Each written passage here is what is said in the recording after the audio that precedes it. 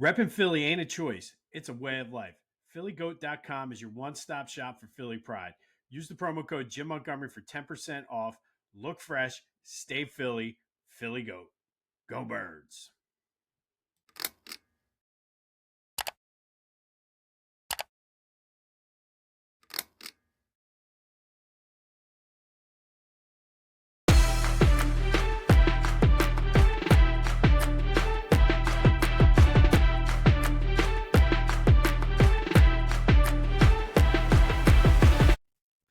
What's up, everyone? Welcome to this day in Philly Sports History for April 22nd, 2026.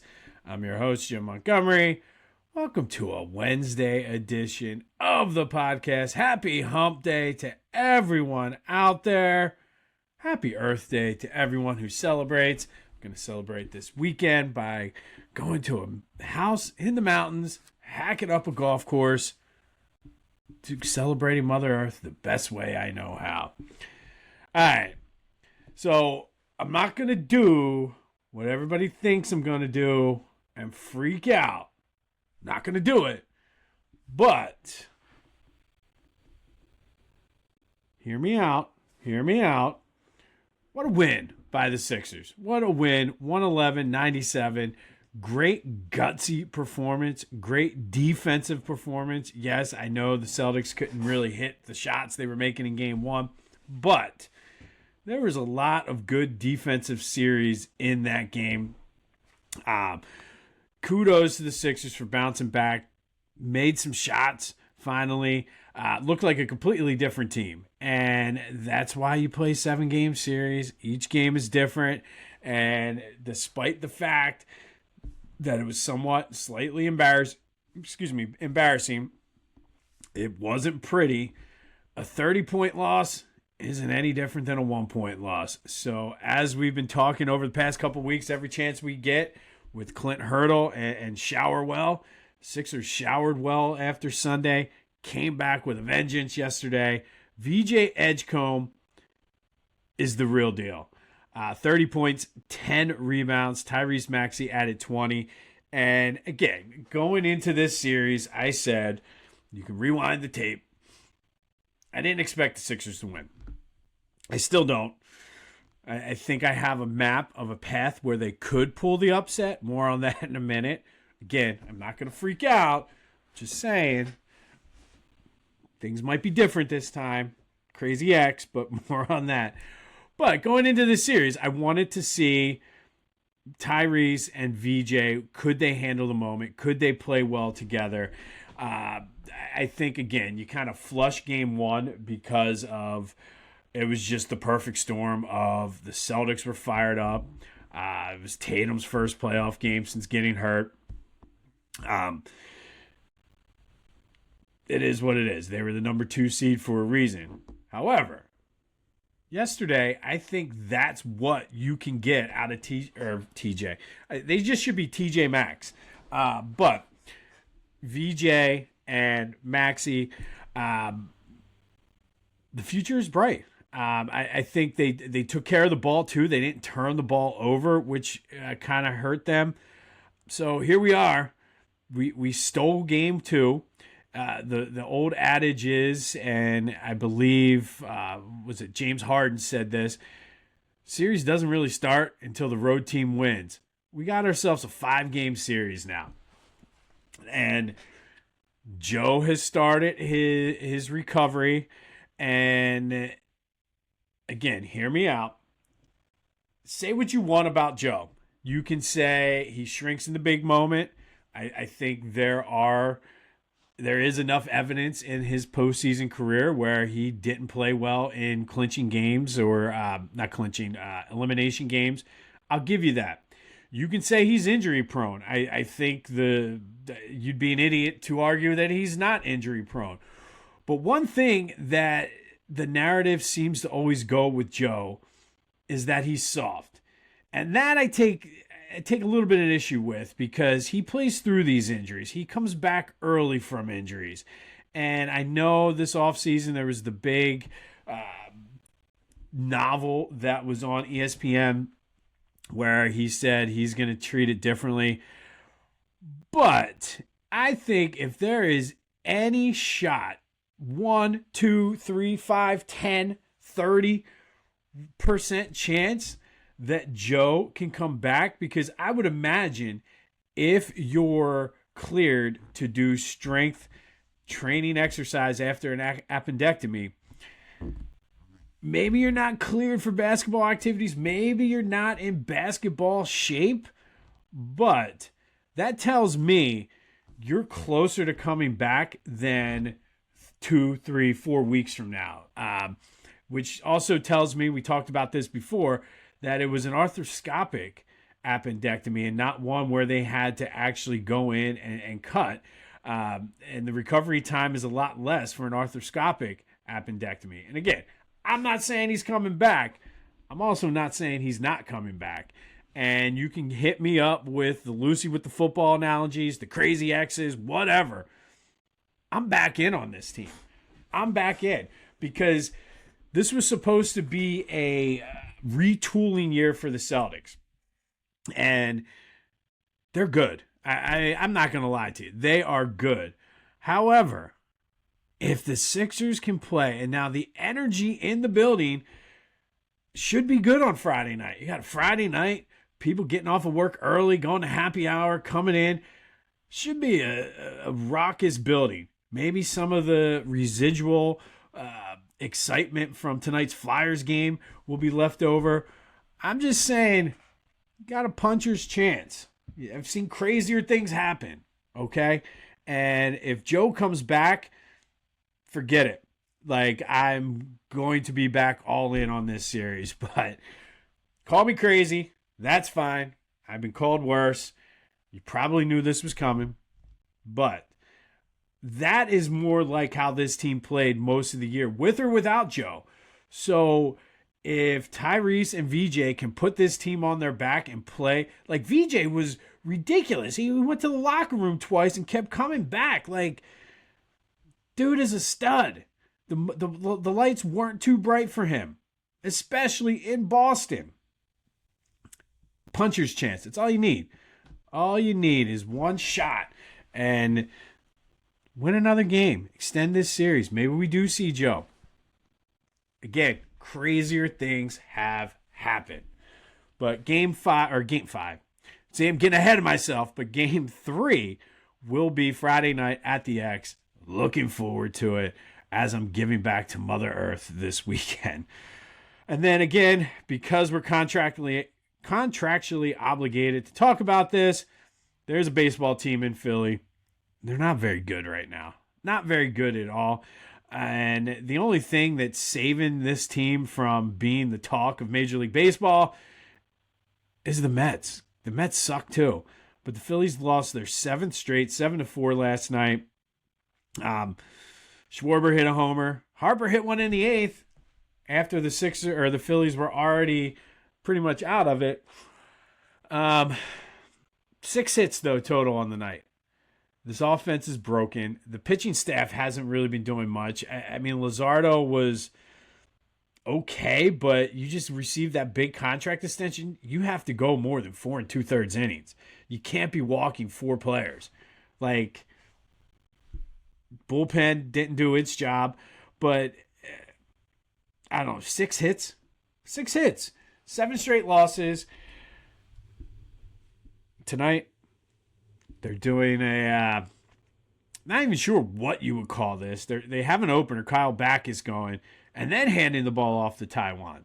So that means the Taijuan Walker inning will be later in the game, I guess, than the first inning. But I guess it has to be, like, I feel like they're all pressing.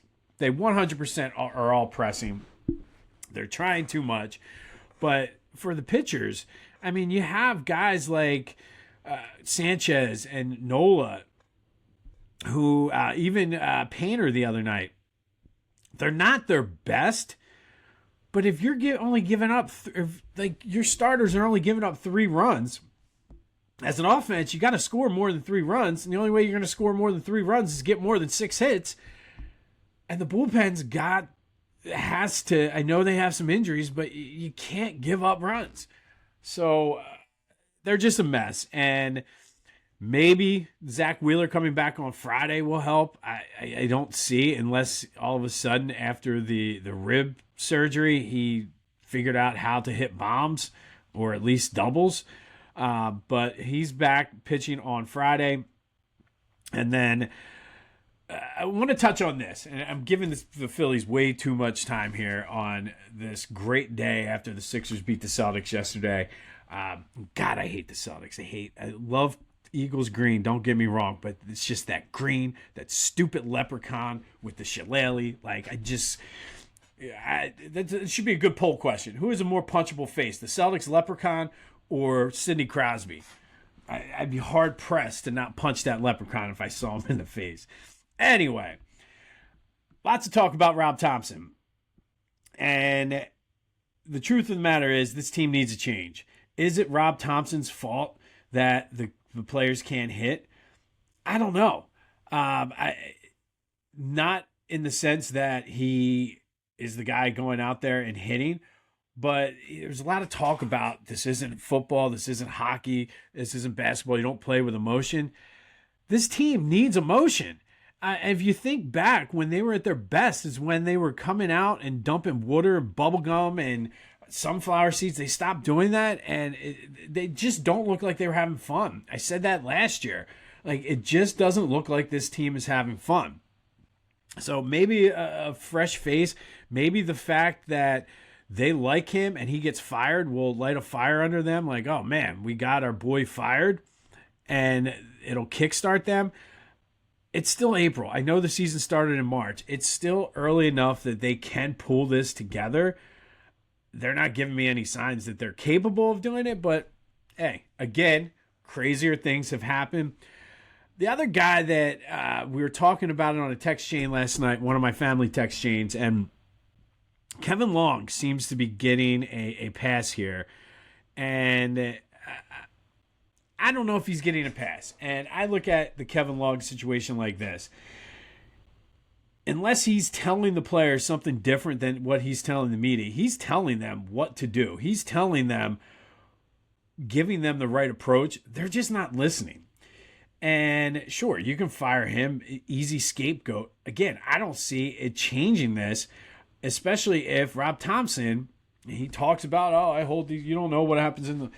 It appears that there's no accountability. You look back at a guy like Charlie Manuel, and the other night, Bryce Harper didn't even try for a foul ball that he could have caught, that Rafael Marchand busted his ass down the line, right in front of the Phillies dugout. If that was Charlie Manuel, he would have benched whoever it was, and he was not afraid to do it. You hustle. But Bryce is one to hustle when he's trying to stretch a double or single into a double where he has no shot. Like, and I think Bryce is getting sort of a pass here, and I think it starts with him. But if you fire Kevin Long, great.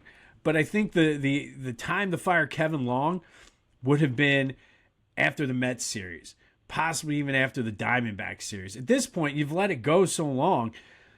It's not Kevin Long. It's the players. You got guys that are old. You got guys that are so set in their ways, they're not changing. And if it was like a random stretch, okay, maybe you give. But this is 4 years now of these guys doing the same thing. Definition of insanity is doing the same thing over and over, expecting different results. And here we are with the Phillies. But Sixers won. So we got that going for us. And game 3, Flyers look to go up 3-0 on the Pens tonight. The crowd is going to be insane. The roof might blow off. We might need that new stadium much sooner than what we anticipated, because that crowd, first home playoff game since 2018. More on that series later on. But let's go. Rip their hearts out. Like, just go out and just set the tone early. Pull a Claude Giroux, which again we'll get into more later here. But let's go. Flyers, Penguins, game 3 tonight at the X. Draft is tomorrow for the Eagles. Check out the new Brotherly Birds breakdown. Kyle and I break down what the Eagles' needs are. We talk a little bit about Jalen Hurts, A.J. Brown, of course, but it was mostly draft. So go check that out wherever you get your podcasts as well as on YouTube. Mike Vrabel spoke yesterday. Didn't really say much. I know a lot of people were up in arms that he essentially seems as though he's getting a pass on the whole situation. And to a certain point, you're right. I mean, Diana Rossini is catching the most heat for this. But Mike Vrabel texting AJ, who knows what secrets he was giving her and how much he was trying to have her influence the trade market for AJ Brown. The NFL doesn't want this scandal. The Patriots certainly don't want them going in and investigating things, but I think it's a cop-out move by the NFL. They need to investigate this because there's a lot of moving pieces and parts to this story that we're probably never going to know. And I'm not a fan of hers, but I will say Diana Rossini is catching the brunt of this, where Mike Vrabel is 50% culpable, if not more. He's in more of a position of power than what Rossini is, and for whatever reason, took advantage of it. But we'll see what happens. Time to focus on the draft, though, so go check out the Brotherly Birds breakdown. The Union are in action tonight up in Toronto, looking to get a win. At least they got a point with the draw the other night. And then yesterday's trivia question. 5 straight games with a home run has happened 7 times in Phillies history. Who has done it? Dick Allen in 1969, Mike Schmidt in 1979. Bobby Abreu is the one guy nobody got in 2005. Chase Utley did it in 2008. We talked about him yesterday. He actually would do it again a month later, which is just insane. He had such a good year. Reese Hoskins did it in 2017. Odubel Herrera did it in 2018, and then Trey Turner did it in 2023. Thank you to everybody who reached out, but Bobby Abreu was the one that tripped everyone up. Be sure to follow me on all social media platforms at Philly Jimbo. Check out the This Day in Philly Sports History blog as part of my partnership with the Philadelphia Sports Hall of Fame. The link is in the description. Looking forward to speaking today at the Delaware County Press Club. I have some cool things. I have Rick McLeish's stick from Game 6 of the 74 Stanley Cup. Got some things. We talked about the Penn Relays, Richie Ashburn autograph, Dick Allen's last bat. Lots of cool things I'm taking, so looking forward to that. Some World Series tickets and programs from the A's back in the World Series days. So if you're out there, I'll see you there. But looking forward, great opportunity for me. Possibly even something that maybe I can do a little speaking tour. You never know. I'm feeling good about the Sixers. Why not? Why not? Play the song. Want to show off your Philly pride without saying a word? Philly Goat has you covered. From tees, hoodies, shoes, and hats, their gear screams Philly louder than an Eagles fan at the vet. Whether you're tailgating in South Philly or trying to flex down the Jersey Shore, do it in style. Hit up phillygoat.com, use the promo code Jim Montgomery, and get 10% off your order. Philly Goat, because being Philly ain't a choice, it's a way of life. Go Birds! All right, April 22nd. First, we're going to go back to 1947. And on this day in 1947, the Philadelphia Warriors beat the Chicago Stags 83-80 to win the Basketball Association of America championship, 4-1 over the Stags. This was the first season of the Warriors in Philadelphia. They were coached by legendary coach Eddie Gottlieb. Now, the BAA championship is considered by the NBA to be part of NBA history. This is all according to NBA.com. The first NBA champion was the Philadelphia Warriors in 1947. The reason they count that is because in 1949, the BAA merged with the National Basketball League to form the NBA as we know it today. So the Philadelphia Warriors in 1947 win the first recognized NBA championship, and they played their time in Philly. The Stags, for those of you keeping score at home, you know I always like to do this. They ended up folding. There were a couple teams in Chicago before the Bulls actually came and owned the city. The Warriors, to their credit, would win again in 1956 while still playing in Philly.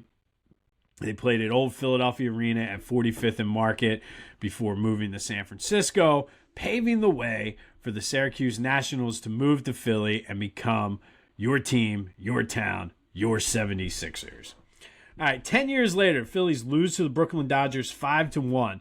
But in the top of the 8th, John Kennedy pitch ran for Solly Hemus, becoming the first black player to play for the Phillies. Sadly, it came 10 years almost, a little over 10 years, to the day that Jackie Robinson broke the color barrier and became the first black major league player. Phillies, again, unfortunately, were the third to last team to integrate. And Kennedy, while it's a good footnote in history and certainly was a trailblazer, only got to play in 5 games for the Phillies, 2 at-bats, did score a run, pitch ran a few times. And it wouldn't be until Dick Allen in 1964 that the Phillies had an actual black superstar or black star on their team. But John Kennedy becomes the first black player to play for the Phillies on this day in 1959. Just a sad chapter in the team's history that it took 10 years after Jackie Robinson, and they were the third to last team to integrate. All right, fast forward all the way to 2012. And we're going to talk a little bit about the shift. Flyers were looking to close out the Penguins in Game 6 at the Wells Fargo Center. Claude Giroux, seconds into the game, 5 seconds to be exact, knocked Sidney Crosby on his ass, went down, scored a goal 32 seconds in, sent the crowd into a frenzy, and really set the tone for that day. Flyers rolled to a 5-1 win, eliminating the Penguins. G also added 2 assists to go with that goal. Jacob Voracek had 2 assists, setting up a showdown with the Devils. Giroux was just outstanding in that series. 6 goals and 8 assists in the 6th game.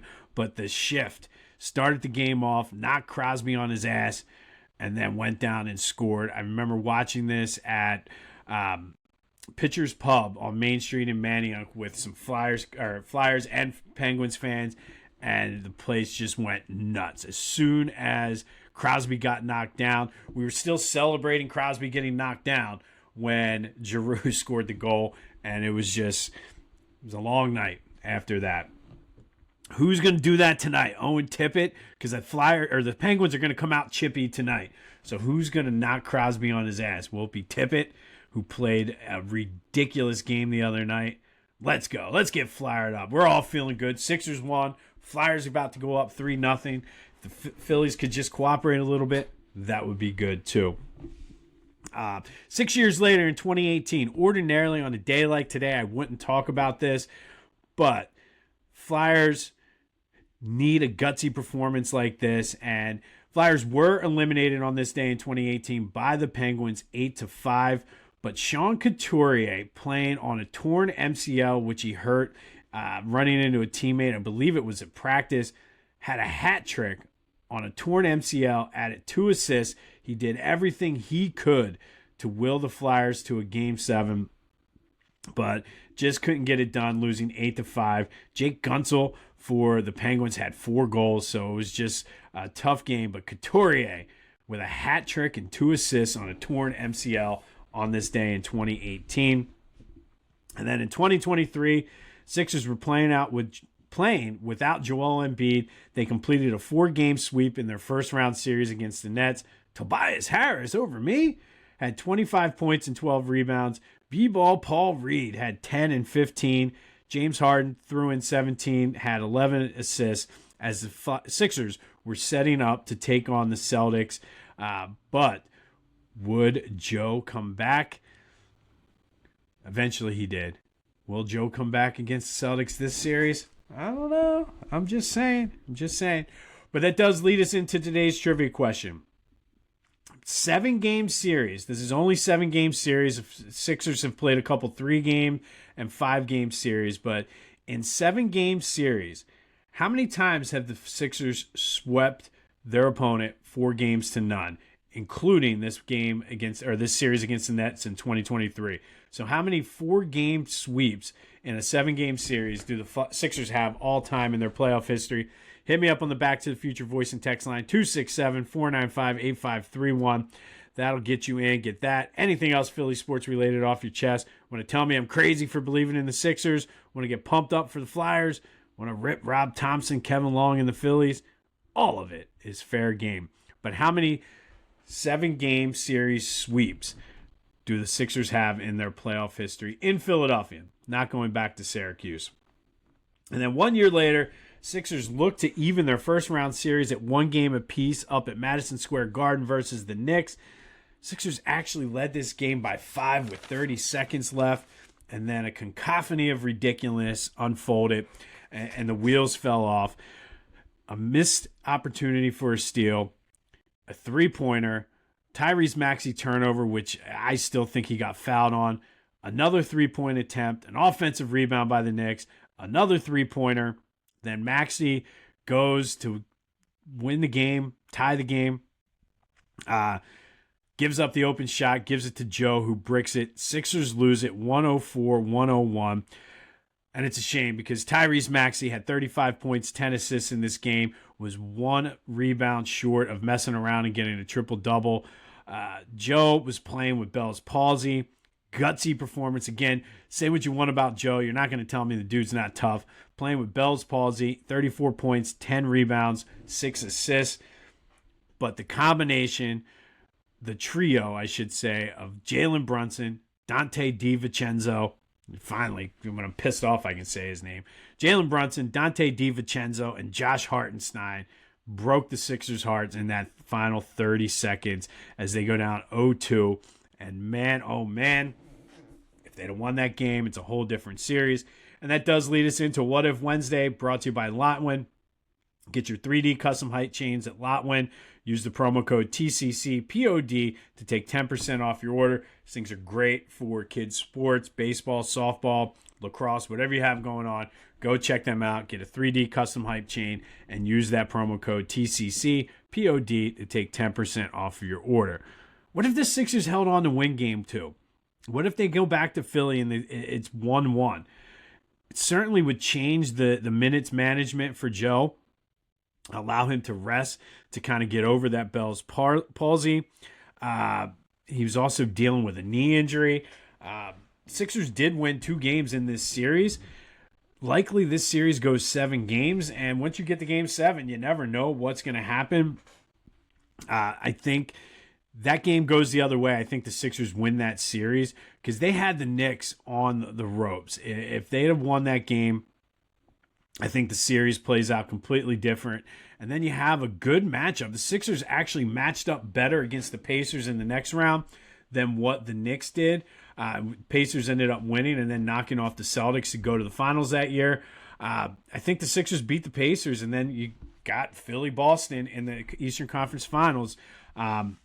But as is the case with the process, injuries and bad luck seem to plague this team. But what are your thoughts? Sixers win game 2 in 2024. Do they win that series against the Knicks? I think they do. But let me know your thoughts. That is What If Wednesday, brought to you by Lotwin. Get your 3D custom height chains from Lotwin.com and use the promo code TCCPOD to take 10% off of your order. And then finally, you never get a second chance to make a first impression in Philly. First impressions can last forever, sometimes good, sometimes bad, sometimes ugly. This month, we're going to take a look at all 3. And this guy certainly has had all 3, and that is Carson Wentz. Started 16 games as a rookie. Remember, he was supposed to be put on bubble wrap for that rookie season. But how he was able to somehow bamboozle the Vikings to giving him a first-round pick for Sam Bradford, Sammy Sleeves. And all Wentz did was go out, start all 16 games, throw for 3,700 yards, 16 touchdowns, added 2 rushing touchdowns, and gave us hope going into 2017. Ended up going 7-9 as a starter on a team that nobody really expected to do much that year. So very, very good first impression. Comes out and balls out in 2017. Would have won the MVP had it not been for the ugly knee injury out in LA. I will go to my grave saying that the Eagles don't win that Super Bowl without Carson Wentz. And I think because of how well he played during that season, a lot of times it overshadows the bad. I think we kind of forget how bad the Carson Wentz situation was at the end because he helped bring us our first Super Bowl. But first impressions mean a lot, and Carson Wentz, to a large extent, is still riding his first impression in Philly. But me, I will never forget the way it ended in 2020. So, but great first impression by Carson Wentz. You never get a second chance to make a first impression spotlight for today. Let me know your thoughts on Sixers-Knicks game 2 in 2024. If Sixers win that, do they win the series? I think they do, because they lost it on this day, blowing a 5-point lead in the final 30 seconds. 2023 Sixers complete the sweep of the Nets. Trivia question: how many 7-game sweeps do the Sixers have in their playoff history? Couturier with a hat trick on a torn MCL in the Flyers' loss in 2018. Claude Giroux with the shift, knocking down Sidney Crosby and then scoring the goal, all within the first 30 seconds of the game. I want to see that tonight. John Kennedy becomes the first black player to play for the Phillies on this day in 1957. And the Philadelphia Warriors win the first NBA championship, recognized NBA championship, in 1947, beating the Chicago Stags. We'll have more on the Sixers. We got Flyers, Penguins game 3 tonight. Of course, we're talking about that. NFL draft. We're contractually obligated to talk about Phillies tomorrow. But let me know your thoughts. Does getting rid of Thompson or Kevin Long do anything at this point? Maybe. We'll see. But this has been This Day in Philly Sports History for April 22nd, 2026. My name is Jim Montgomery. Go have yourselves a hump day. Happy Earth Day. Go Flyers. And until next time, play the song.